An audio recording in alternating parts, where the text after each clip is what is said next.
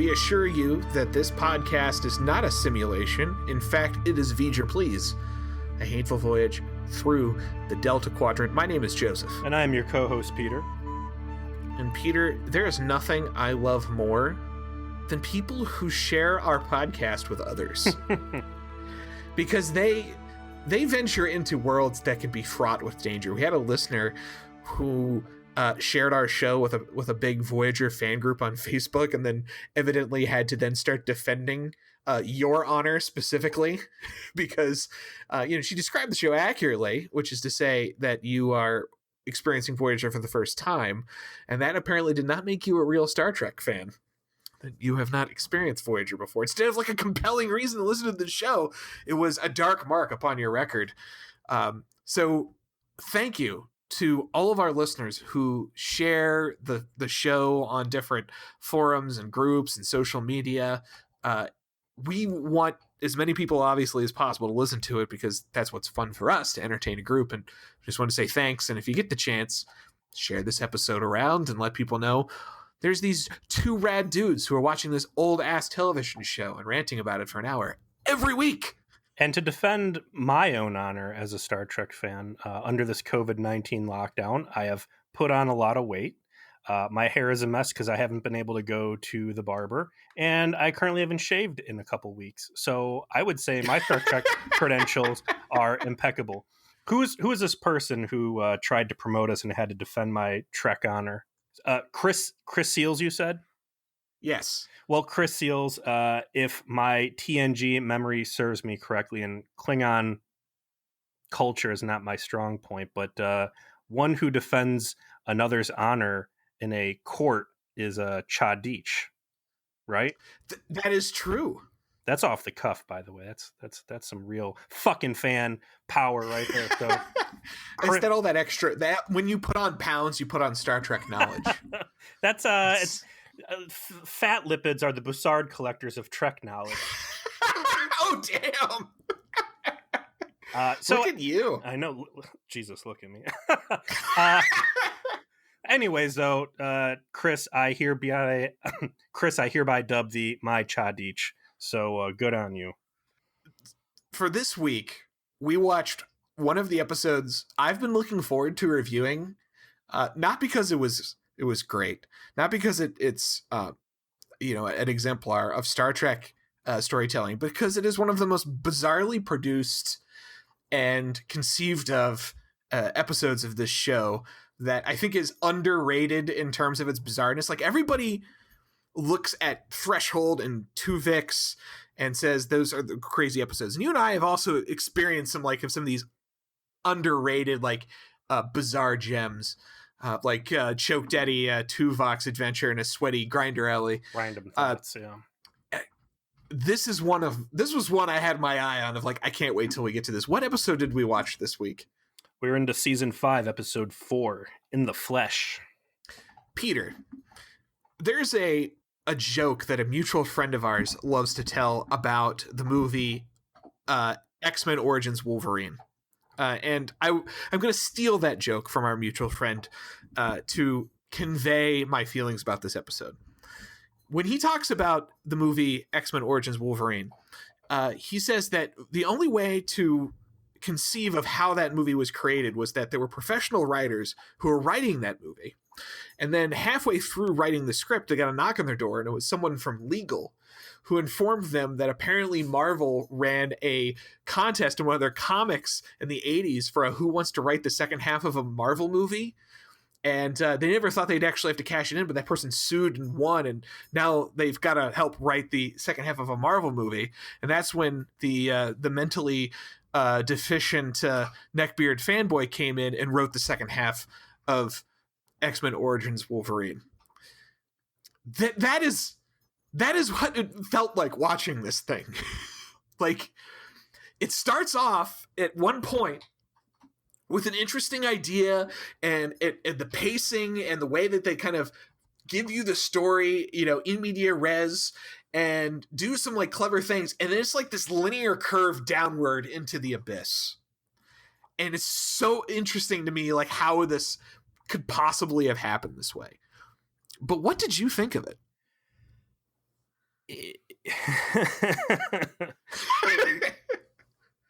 It was a good episode, and it's hard to call it a good episode because it is dealing with a subject material that it's just like stubbed its toe getting out of bed immediately for the day of shooting. Like, there's a lot of cool stuff in here, there's a lot of good scenes in here, but it's like if you took a solid story and then you took the key concept and said, okay, now let's take the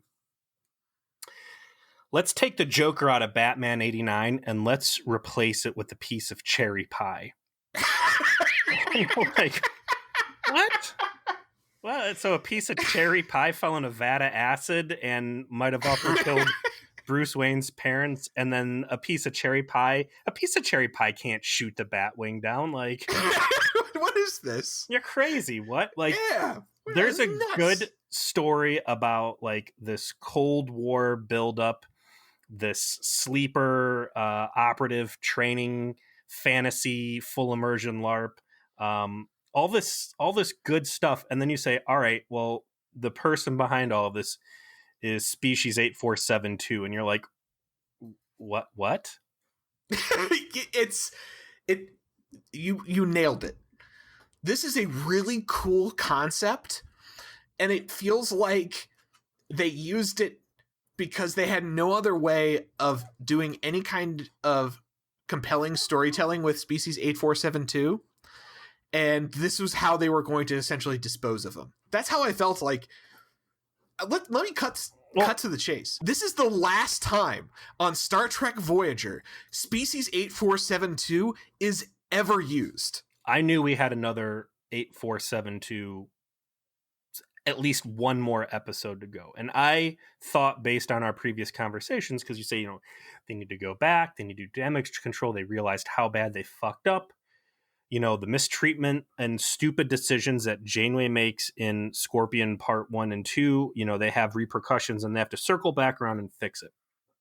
I figured it was going to be a situation where the Borg have continued their campaign of aggression on fluidic space, that they are now using Janeway's what's the nano weapon they use? The nanoprobe, the nanoprobe torpedoes. Yeah, that they're using these nanoprobe torpedoes, and that they are continuing to attack and causing problems. And now 8472, which the last time we saw them was in the Hirogen plot arc, The Hunted, where we find out, hey, 8472 had enough. They don't want any more problems. And the Borg are just pushing in there. And Janeway has to say, we got to put a stop to this. And we're going to go back and look at the other side of the story. And maybe I was wrong. Maybe we picked the wrong side to back, which she kind of already, gets warm to these guys back in The Hunted. And that's how they're going to handle it. Not maybe 8472 is actually completely reasonable and good. Like, yeah, they overcorrect so hard it's laughable. Species 8472, when it was introduced in season 4, was something so bad and so awful that we're supposed to buy, as the viewer, that Janeway making the choice to ally herself with the Borg was a rational decision.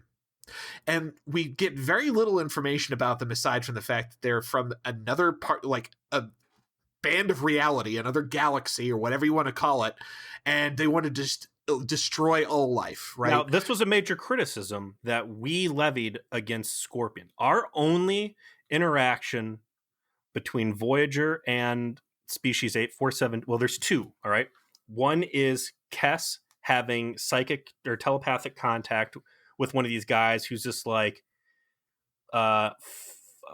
fuck meat space, burn it to the ground, right?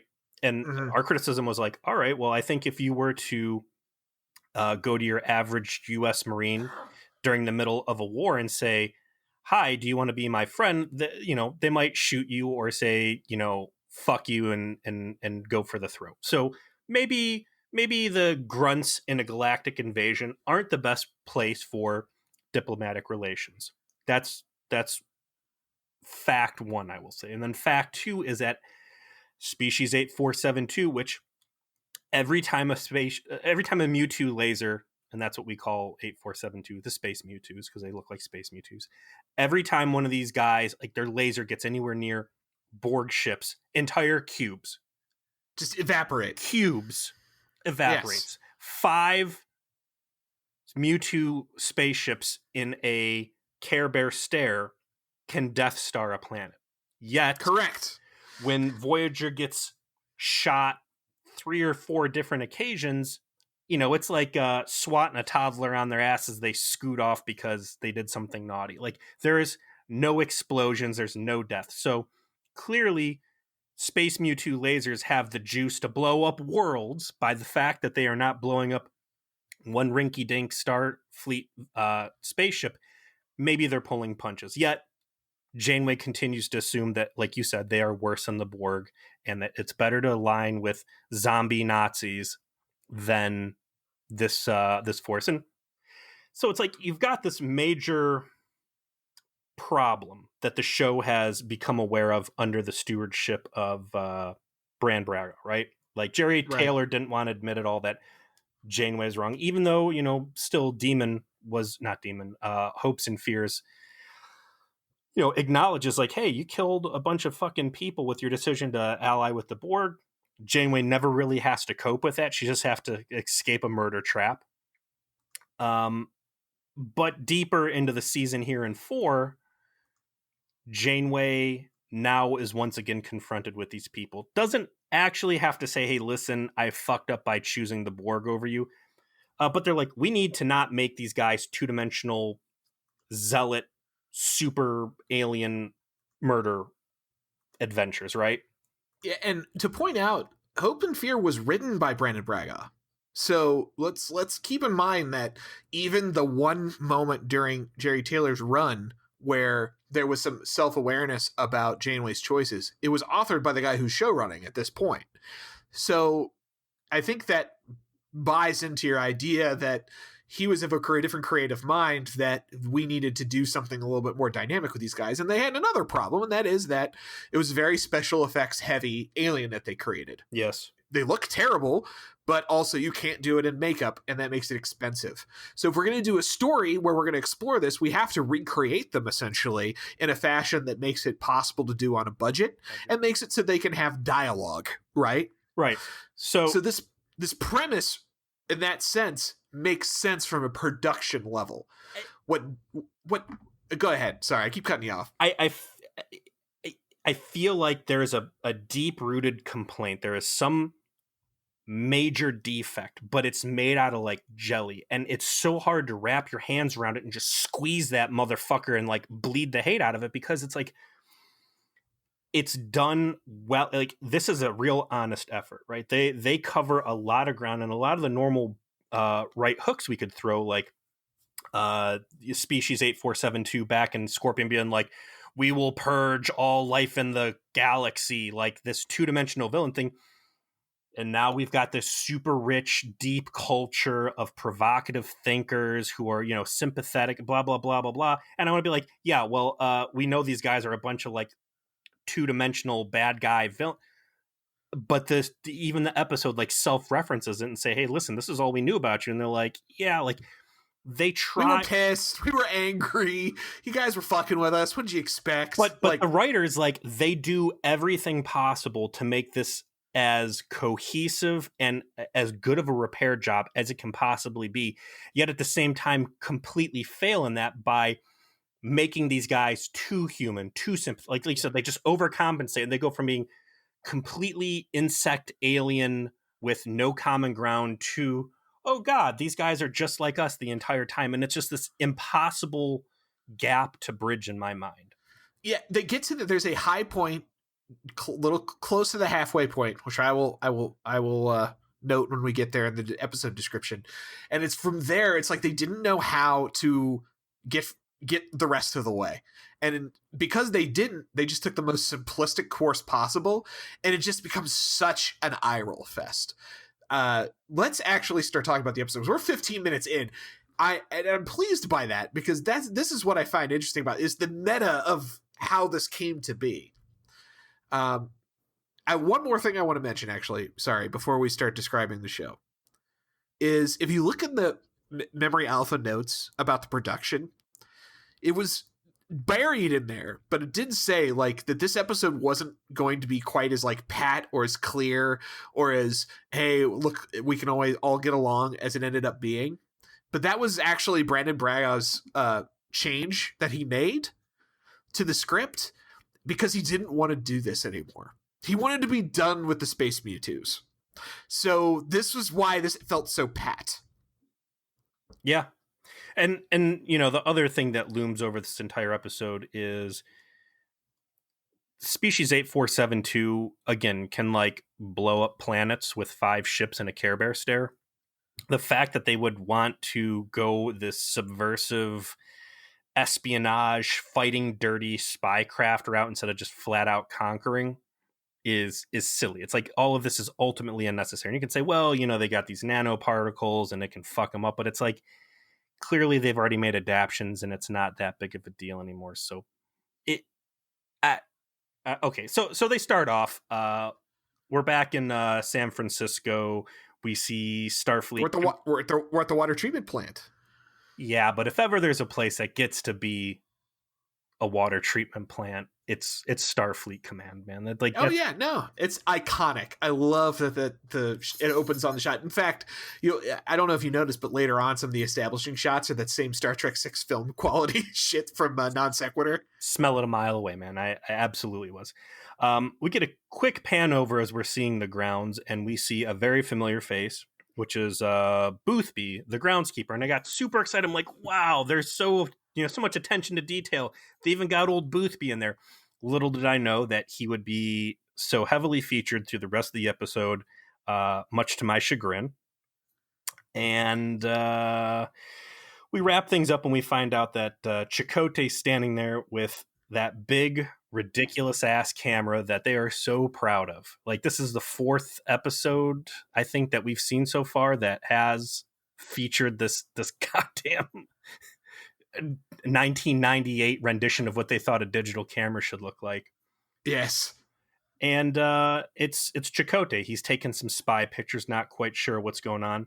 And it's a very interesting version of and obviously we already know because of the Netflix spoiler capsule what's going on here, but had we been watching this fresh, there'd have been a lot of questions raised because we got a plethora of Ferengi cadets who are on the grounds, and also everybody's still in like the DS9 Voyager all black jumpsuits instead of what should be the First Contact era Starfleet uniforms. I do like that they gave you kind of visual notes that something's wrong, not only in that, but also that you see multiple Ferengi in Starfleet uniforms, which is not possible because there's only one Ferengi in Starfleet, and it is Nog. So it's like, there's something not right here. Speaking of those cadet uniforms, though, I want to say the cadet uniform is one of the best Starfleet uniforms out there. I think it's silly that they didn't just adopt that as the DS9 Voyager jumpsuit.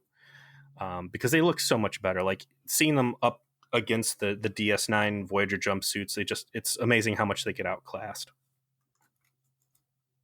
So the episode continues with Chakotay kind of running around, scanning things, and one of the good, I guess, notes about the show is that they tell you very little until about the halfway mark about why it is he's here and what's going on. They kind of let you kind of experience it along with the character, and the character knows more than you do as the viewer. It's something that Star Trek doesn't often do, right? It's in the in media res kind of beginning. Like, things have already happened off screen. We have not seen those things. They will be revealed to us later, and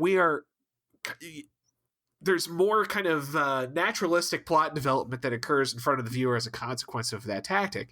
And it was so cool that they did that for this episode because it's such a rare, more sophisticated storytelling style that doesn't get a lot of love on network television because it's meant to be for a mass audience. So that was neat, right? You've got Chakotay's going around and he's kind of like playing this role. He gives a fake name. He says he was on a ship in the neutral zone and kind of making small talk with people, including Boothby at one point.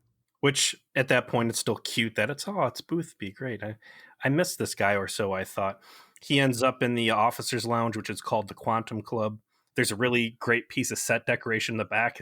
I don't know if you noticed it said Starfleet ships, and it's like an Excelsior, a Constitution, a Galaxy class, and then like a Nova. And it's like, do you really need informational charts about what the ships are? Like, shouldn't all of these officers be damn well aware of what a fucking Galaxy class Listen, is? when you're filming at a Holiday Inn Express conference room, you know, the one that has the bar in it, Uh-huh. and you don't have a lot of time to like dress this room, you're like, put that thing on the wall.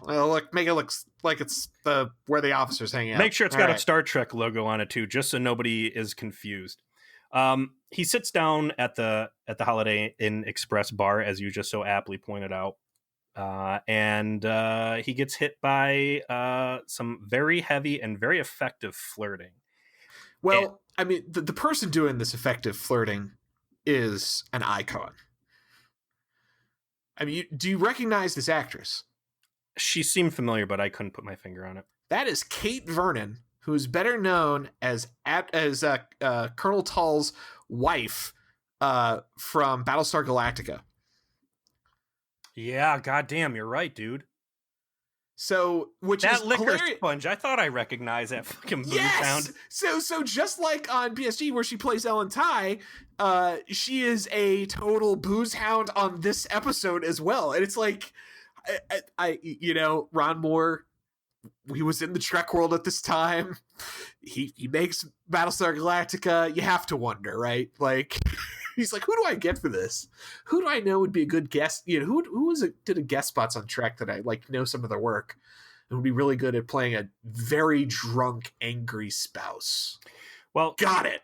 she is not angry, nor is she fully drunk yet, but she says, hey, you're in my seat, and this is my book on Vulcan stuff, and I want to buy you a drink, and there's some real heavy flirting. And then we get to see the side of Chakotay, which will go deeper and deeper throughout the episode. And it's a side of Chakotay you don't normally get to see, and that is the side of Chakotay who fucks. And just like Jerry Ryan back in Drone, like seeing her smile like stunned me. I was like, wow, has a beautiful smile. I've never seen this before. And even though this is like 20, 30-year-old TV I'm watching through my monitor, I felt like she was smiling at me. Like, you felt the magnetism. And when he starts flirting back with her, you see Chakotay melt away a little bit, and what you get instead is Robert Beltran. And you're like, man, Beltran fucks. I gotta say, this is a great Chakotay episode. Fuck yeah, because he gets to be fucking cool, man. Like, yeah. He gets to do some rad shit in this episode, and he's filled with this confidence. And yeah, his whole flirting scene with Kate Vernon here is just A+. Like, yeah, you know what? You could get it, Robert Beltran. I'd give it up for you. Yeah, I'm just saying. Yeah, there was a episode way back, season 1 or 2, and it's when my wife first saw Chakotay the first time, and she's like, ooh, who's he? And I'm like, ew, what? I see it now. I see it. Yeah. We will come to find out through this initial encounter, because as he's trying to feel things out, some guy extra in the corner starts grabbing at his face, and so there's some like video distortion around his head, and they have to drag him off. And she's like, ooh. She kind of drops character for a minute and says, have you ever started to revert? And he's like, no, and just keeps playing along. And that's when we find out that these aren't all holograms. He had hit some plants earlier on with his tricorder and saw that, bamboo was registering as maple. And my assumption was that everything here was a hologram on a big holodeck. But no, there's a lot of biological actors at play. And we have literally a full immersion live action role playing convention going on.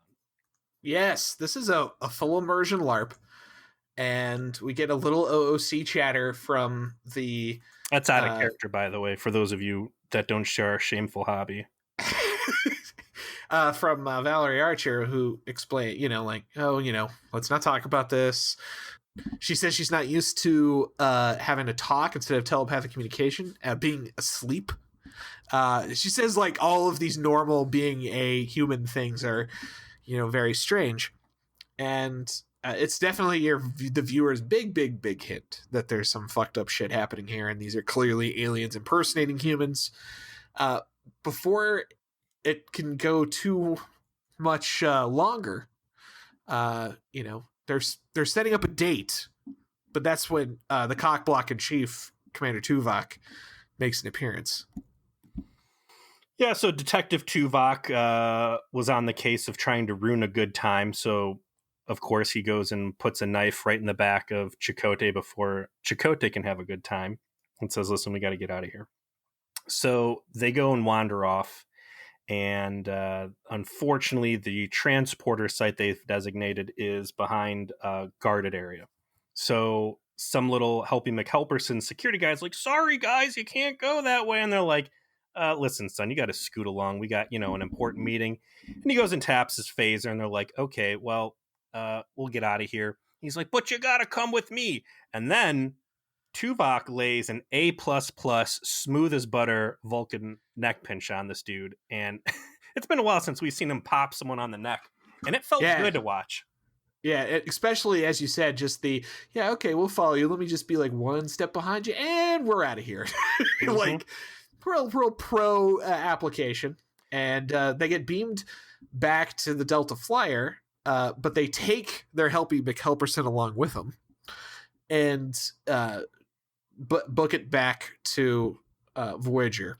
And this Helpy McHelperson wakes up in the sick bay and starts just giving rank, serial number, and planet of origin like he's being interrogated, while Janeway's like, yo, I know you ain't fucking human.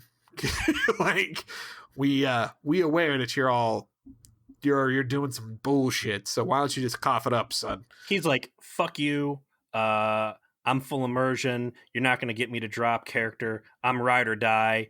And she's like, listen, drop the act. And finally he's like, I understand what you want me to do, but might I suggest I eat this suicide tooth full of cyanide?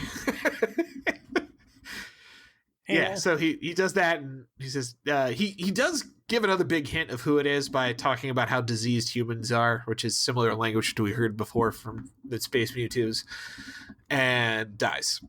Again, it's silly.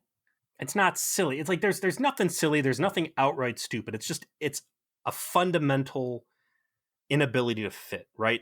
And this is what I'll get to at the very end, had this been any other species that we have encountered, minus the Borg, this would have been a great episode that made a ton of sense.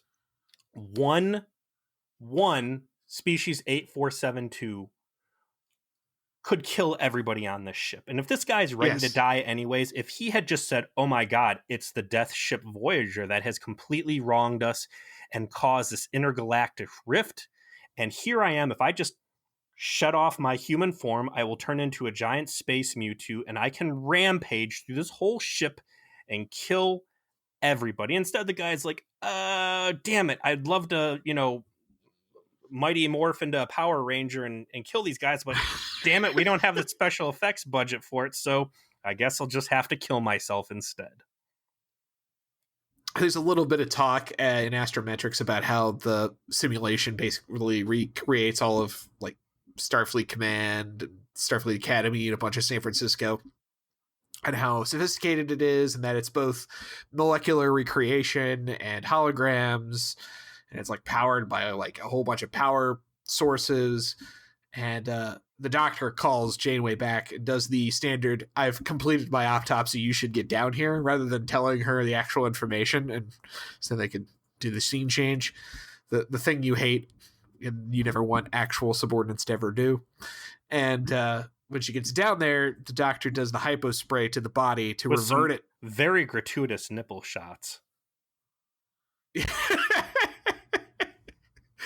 We do get a lot of male, we get a lot of suggested nudity later, I guess, right? Yeah, you could say that. Well, we'll get to that, I assume, but the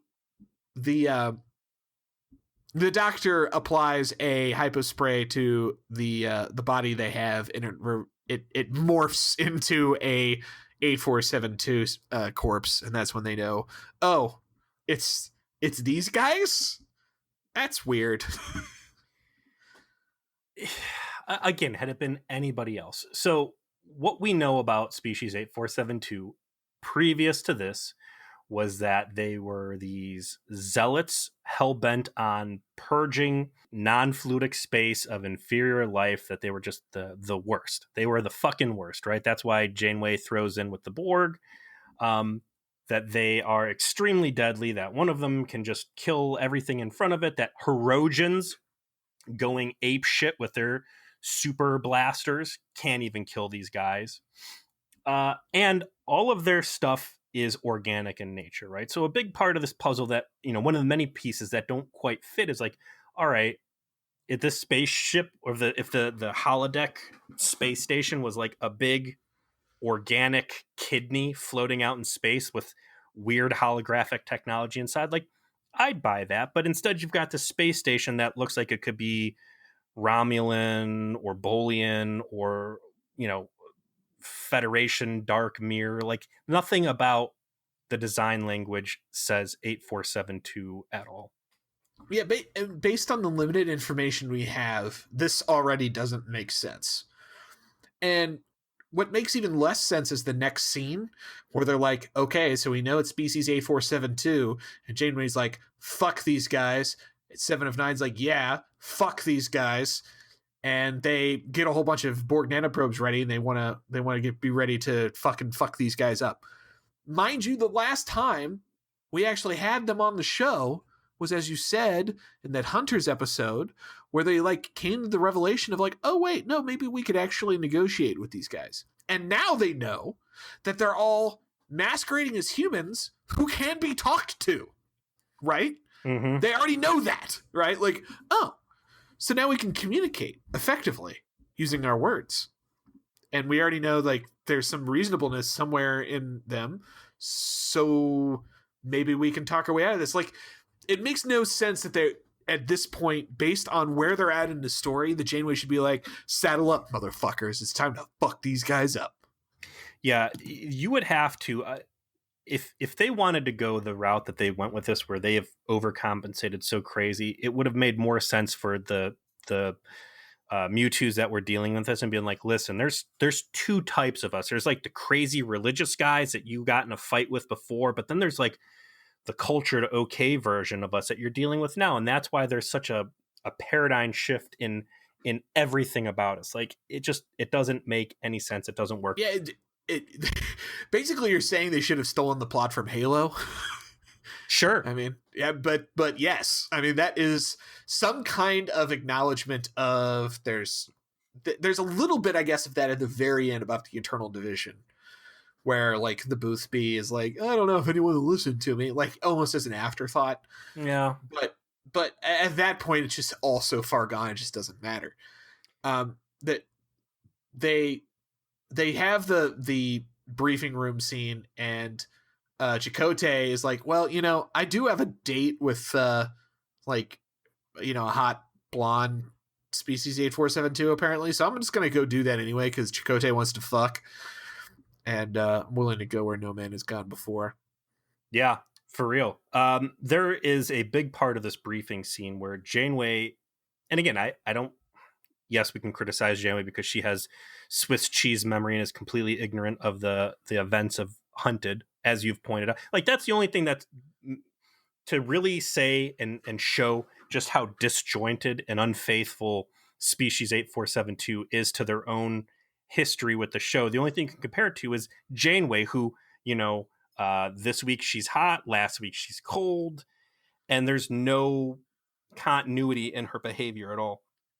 Janeway, minus the fact she should know better, I think has a strong, good, and sympathetic performance through this, right? She is aware that there is a grave threat to the Federation.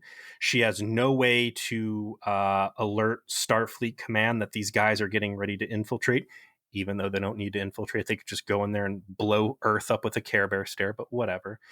There's some good speculation, and I don't know who was behind the scripting on this, but they're like, how the fuck does species 8472 have such rich details about Earth in Starfleet Command. Like, this is a really good knockoff. Did they steal it from the Borg? Have they already done long range reconnaissance? Do they have some other way to like spy on us? Gosh, how do they have it? And they throw around some of these, what ifs, but I think they very intelligently never answer that question. So you can't ultimately Right. say The actual answer to the question is irrelevant. It's they pose enough theoreticals that are like, you don't need it answered, And that's such a good move on Star Trek, because so many of the times the hard answer they give is stupid and deserves to be mocked and beat up the way that we do. So this is, I think, is a good compromise. Like, there's a bunch of different ways out there. It could be whatever. At the end of the day, we have a very advanced alpha level threat that is preparing to infiltrate and probably genocide the human race and the rest of the Federation along with us. Janeway has no real way to contact Starfleet and give them a heads up, so she perceives her only answer at this point is to blow these fucking guys up and go into full war. I would agree with like an 80% aggressive stance on her part, where she's like, everything she says about like, we have no way to tell Starfleet Command what these guys are fucking about and what's happened, so we might be the only thing that stops them from executing on a plan to infiltrate or destroy or invade Earth. But there was no acknowledgement from Janeway herself through the entire episode of like, there might be a diplomatic solution if they're sophisticated enough to, do this deception and, can be communicated with. Like, if we've established that these things are true, then it may be possible to talk our way out of this rather than fight a war against an implacable foe who outguns us horrifically. Like, Chakotay going on his date is just treated as reconnaissance and not actually as an avenue for diplomacy. And that's where I draw fault with the episode, because they have reason to believe at this point they should be able to talk to them. And now they have even more reason. And the only acknowledgement of that is actually the Doctor telling like Seven of Nine, like, boy, I hope there's a diplomatic solution, and Seven of Nine being, well, there won't be, fuck you. And that's really it. Like, nothing from Janeway, who, as the commanding officer and main character of the show, has to be the fulcrum where that happens. And then a diplomatic solution happens later, and it's just like bad. It's just the worst scene I've ever seen. More egregious is my complaint that nowhere in any of this conflict that Janeway is feeling is, again, any sort of self-realization that this imminent danger that the entire Federation will be facing is a direct consequence of her own ignorant actions through Scorpion. Again, her desire to get 150 people home was so intense that not only did she ally with the Borg and fuck over the entire Delta Quadrant, and as I said before, fuck over the rest of the universe because the Borg will win on a long enough timeline, but she also intentionally picked a fight with Species 8472. And yeah, now they're coming for Earth. It's her fault, and there is zero culpability on her end to acknowledge any of that. There is a interesting line in this, too, where they mention that there's 125... Oh, when they start checking to see if Chakotay and Tuvok were body doubles, because now there's like this doppelganger paranoia, which I'm always about. Janeway very smart to like check. There's a throwaway line on there that there's 125 people on the ship, and it's like, damn, was there a fire? Was there? I mean, the casualties have added up over the years. Was there a fucking carbon monoxide leak while everybody was sleeping? Like, what the fuck happened there, man? They return to the simulation, and Chakotay beams down to go on his date, and like encounters Boothby talking to Valerie Archer at the table. They have some small talk. They decide to go dancing, and what I call the high point of the episode is just a throwaway scene on the Delta Flyer where Tom Paris and Harry Kim are talking about how they haven't been able to get in touch with Chakotay in several hours, and Tom's like, oh, you're taking a girl on a date, it's do this, do that, you gotta kind of work your angles, get her buttered up, get her in bed, the usual Tom stuff. Mm-hmm. And fucking Harry Kim says, the last time I encountered species 8472, they tried to eat me from the inside. Like, at last, we have acknowledgement on screen of the species 8472 super AIDS that should have killed his character. I was absolutely amazed to see that. At the same time, completely, once again, ignoring the events of Hunted, which is interesting that, you mentioned that, because my major complaint on Harry Kim then was it was such an excellent opportunity for him to manifest trauma from those events, and instead he's just completely ignorant of it and dances through it. There was another good scene on the Delta Flyer when they're equipping Chakotay to go down to the surface, or the holodeck again. Did you see him hand him a Type 1 phaser? Yes! It's like the second time there's been a Type 1 phaser on this whole fucking show. I think the first time was like Caretaker, but that's probably, I think, has to be the last time they ever show the Type 1 phaser for like the rest of the 24th century. Like, I was amazed that they actually pulled that fucking thing out of mothballs. And then I was even neat, more though. Neat idea. Like, he got a pocket pistol, because his Service 9 would draw too much attention. And yet at the same time, I'm amazed that the Type 1 phaser works against the Space Mewtwo's when, like I said, the Hirogen nuclear blasters don't even have an impact. There's just... What they did say, it was like packed with like Borg nanoprobes to give him the bad jujus. Yeah, we coughed all over this thing. They're going to get COVID-19. Yeah, this one's got COVID all over. They're going to have to drink bleach. It's going to be a real mess for them. Harry has another line on that, and he says, "Oh, geez, I always wondered what it'd be like to date an alien. Like, what do you wonder exactly, Harry? Because I've seen how you act around alien women. Like, do you wonder like how hard exactly you'd have to bust them over the head with a vase to kill them?" Because that's how you act around alien women. I'm referring, of course, to his adventure on Cougar Island, where he was to be wed and space vampired away. So I've got in my mind now what I'm going to call the Harry's hardness scale. And that's Harry thinking like, how hard would I have to strike this person in the back of this person who just wanted to tie me up and have sex with me? Like, how hard would I have to hit them to needlessly kill them? So they continue with the date on the surface, and we finally get to Valerie Archer's simulated apartment. But not before the mention of something that just so interesting to me. The Vulcan nightclub. Bonfire night at the Vulcan nightclub. How easily we could have veered from sci-fi into what I would only assume to be a fucking suspense thriller. Talk about a place that I would never want to set foot anywhere near. Because after what Vork put B'Elanna through... I mean, that might as well be a maximum. Problematic does not begin to describe what that would be like. It would be like walking into a fucking federal prison shower. It's like, hey, ladies, do you want to get potentially sexually assaulted by a bunch of extremely strong extraterrestrials? Come to Bonfire Night at the Vulcan nightclub. Like, no.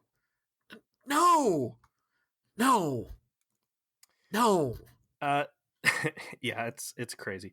They get back to Archer's quarters, and they look pretty cool. And even Chakotay comments, "Oh, this is where they're putting officers up now." Little did he know how nice Harry's apartment would have looked in an alternate reality. But I'd say she's got a nicer setup. She does. They have a little, more flirty talk.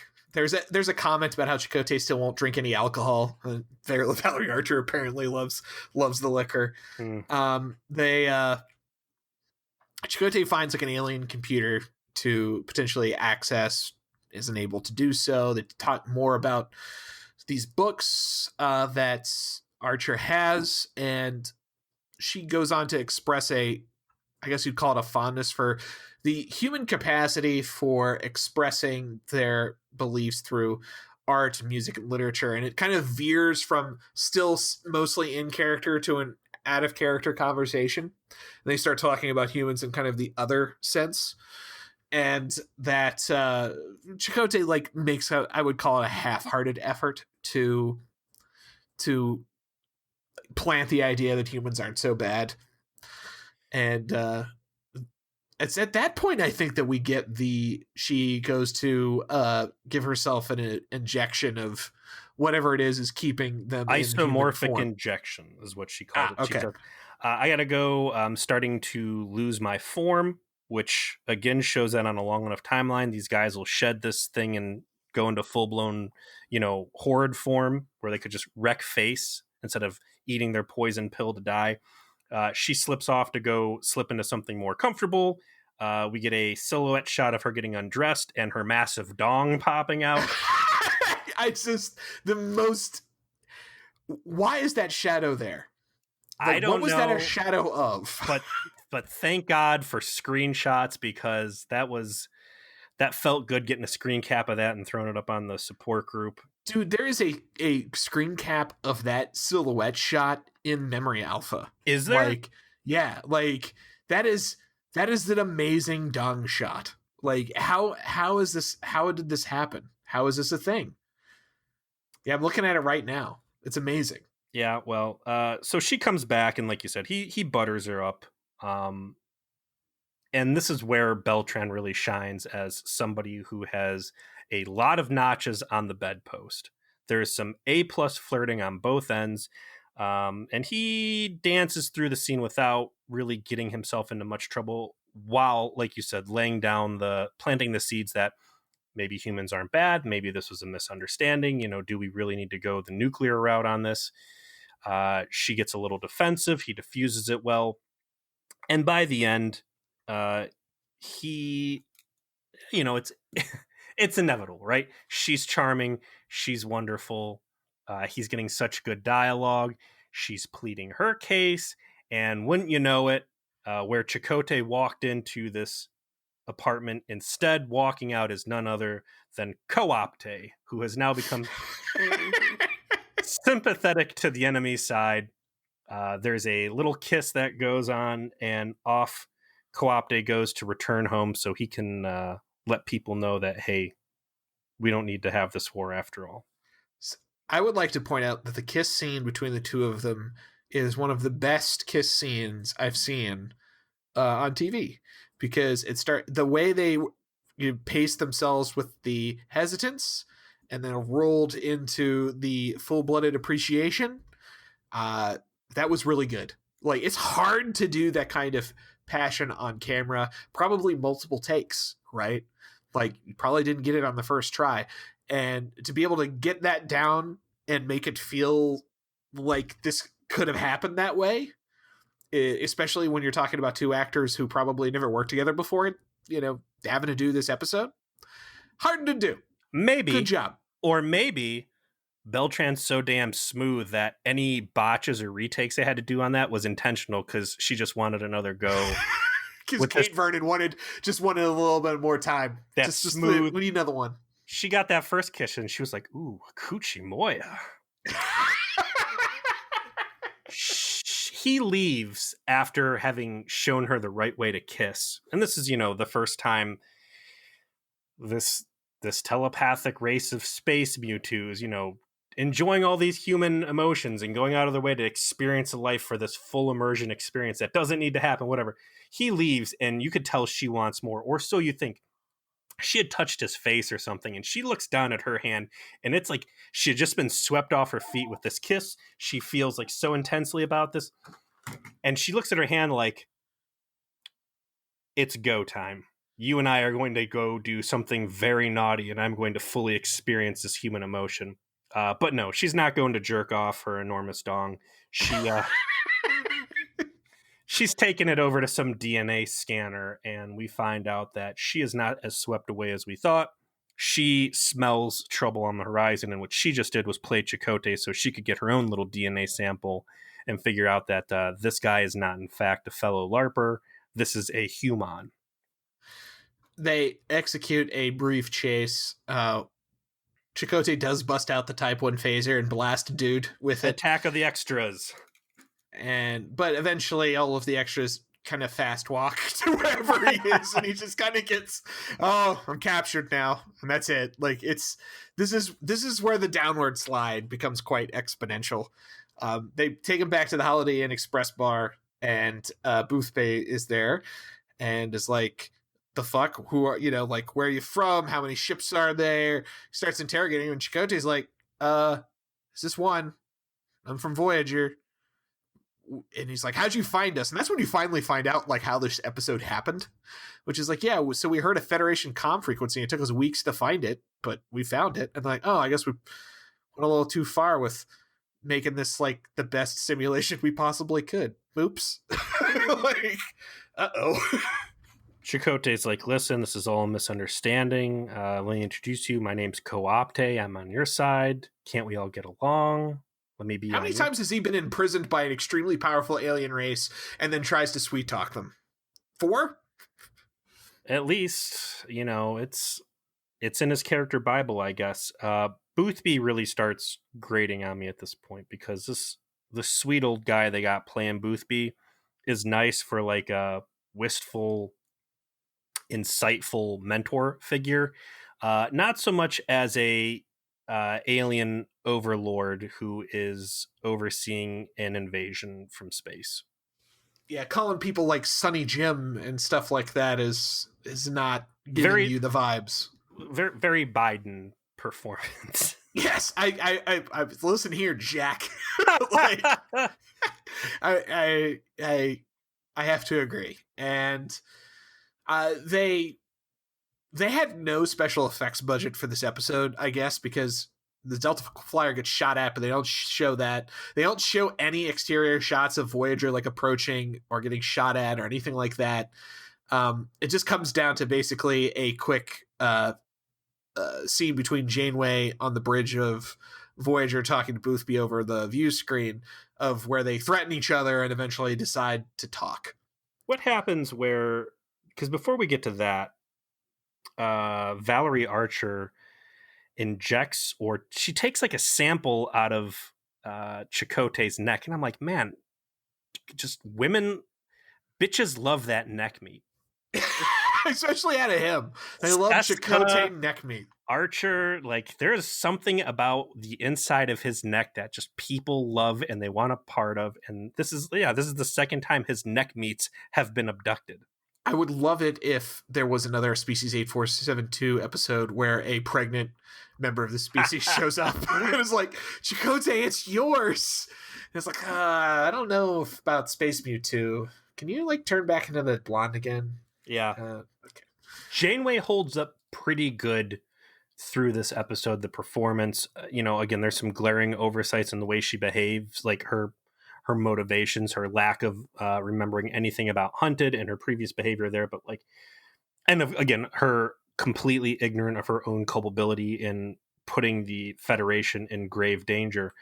But her conflict, seeing that she doesn't want to go to war, feeling like her hand is being forced, agreeing with Seven of Nine's ultra militaristic stance on this, but not ultimately being okay with it, like, that all felt like good Janeway to me.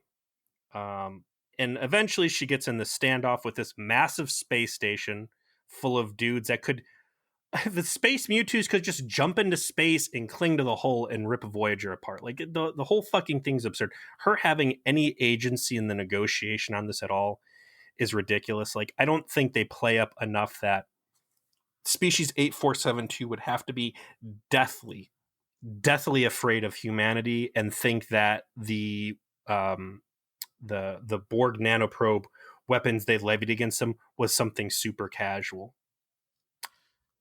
I completely agree that there was a lot of things they could have done. And I think at this point we've well established that there's missing pieces to this episode that would have made it work, or at least work better. And the absence of those creates this void, which is what the next scene felt like to me. Like, the negotiation scene, the climactic scene of the episode is absolute dog shit. The whole nature of this negotiation makes no sense whatsoever, because what they establish in this scene, they have this big sit down, they're in the briefing room, you got the Starfleet people on one side, you got the Species 8472 people on the other, and they basically insult each other while, expressing all of their past encounters and the impressions that has left each other with. And it all comes down to basically that Valerie Archer wants to fuck Chakotay so bad that the two of them start agreeing and forces everybody else to agree. But it's just what we find out is that Species 8472 weren't going to invade Earth. They just wanted to find out more about humanity. They just want to take a look around. That's what they claim, and we're supposed to accept that as true on the part of the viewer. And what? Where did these incredibly reasonable people come from? This isn't an implacable race of people from things from fluidic space that want to exterminate all life. And in this episode, we had a guy kill himself rather than be unclean by association with humans. But in this episode, the writing is good enough to try and apologize and bring the inconsistencies to the forefront and still ultimately be mishandled. So it's the best intentions are laid down here, and it's a bad fit. Had this just any other alien species, the Mengele space elves, the Vidians, the Skeevy, just a brand new race, hey, we've been observing you and we're really scared and we're gonna go invade Earth and try and find out more, but not the fucking Space Mewtwo's. And the ridiculous part of the meeting is that the Mewtwo's never go out of character. The Boothby character acts like Boothby the entire way through, and the Admiral Gridlock or whatever the fuck Chain Dog, whatever his name is, he acts like an ultra-militaristic, Starfleet admiral the whole time, and Archer is still the sweet, whatever the hell she's supposed to be portrayed as. Had they dropped the shtick and been listen, we're going to talk in our normal voices now, you guys, here's our end, but they keep up the shtick, it doesn't work, it comes off as silly. Finally, Janeway's listen, even though I know that you guys are a huge threat, I thought you were enough of a threat that I banded with the fucking Borg and created the situation in the first place. I'm going to just show you our technology, the one fucking ace up our sleeve to keep you from just steamrolling us. Here's how nanoprobes work so you can finish your efforts to become immune. And they're like, cool, well, we can't guarantee you that, we're going to play nice here, but this is a great step in the right direction. Also, we're not going to kill you, even though we could just kill you and keep our secrecy in the entire matter because you've told us that Starfleet doesn't know you're out here, or you have no way to. Yeah, Chakotay just gives that shit up.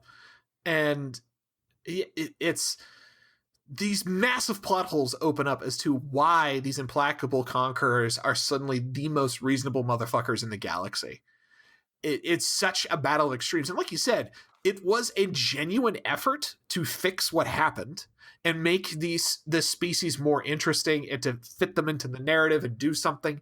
And they still managed to just kick themselves in the dick over and over and over again in this episode and come to a conclusion that just feels so pat and so unearned and so rushed. The episode wraps with everybody getting this tour of the simulation of here's how we did this, here's how we did that. Oh, did you recreate that coffee shop I love in San Francisco? They're buddies now. In the next scene, that. Hey, could you use your crazy fast warp technology and bring us back closer to Earth? No mention of that. No mention of anything else. I want to take a step back. Ultimately, I enjoyed watching this episode a lot. There's some weak spots. There's some infuriating. There's nothing infuriating. It's just real head scratcher stuff going on. But this was supposed to be a big, heavy space combat scene. Voyager was supposed to go toe to toe, and that meeting at the end was supposed to be after they had a major military engagement. I think they cut it for budget reasons. Ultimately, though, I appreciate the end of the ending. It's a goofy, clowny scene, but I like that they go the diplomatic route. This is classic Star Trek. This is Lawyer Picard in spirit. This is what I want Star Trek to be about, is ultimately There's all these reasons to hate each other, but it's a better tomorrow. We're going to make the effort. It's going to work, and it's going to feel good. And you contrast that with Picard, which was just mindless violence, no attempt at diplomacy, people ignoring obvious opportunities to resolve problems.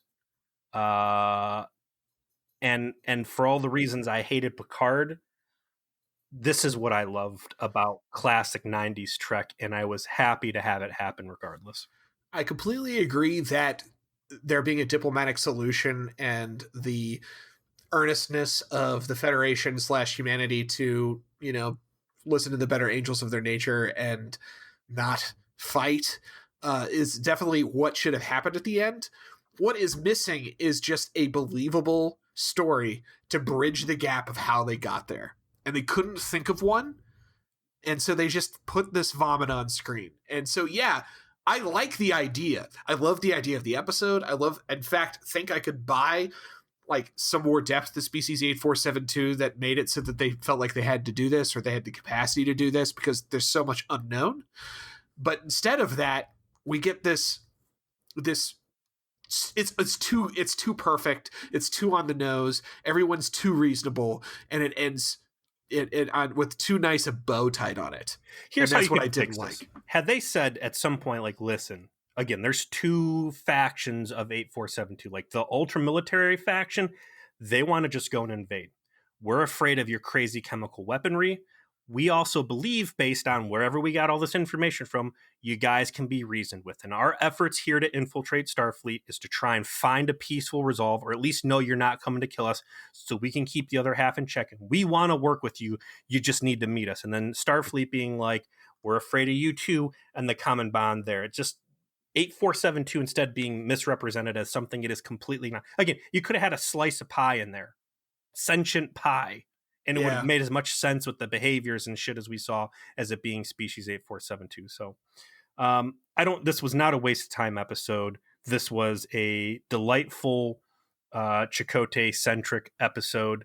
A lot of cool stuff happens. It's a shame that they wasted a good skeleton for an episode and a neat Cold War infiltration angle on the one of the two species that it in no way at all should have been. Well, I think the takeaway we can have is that Robert Beltran fucks. Oh.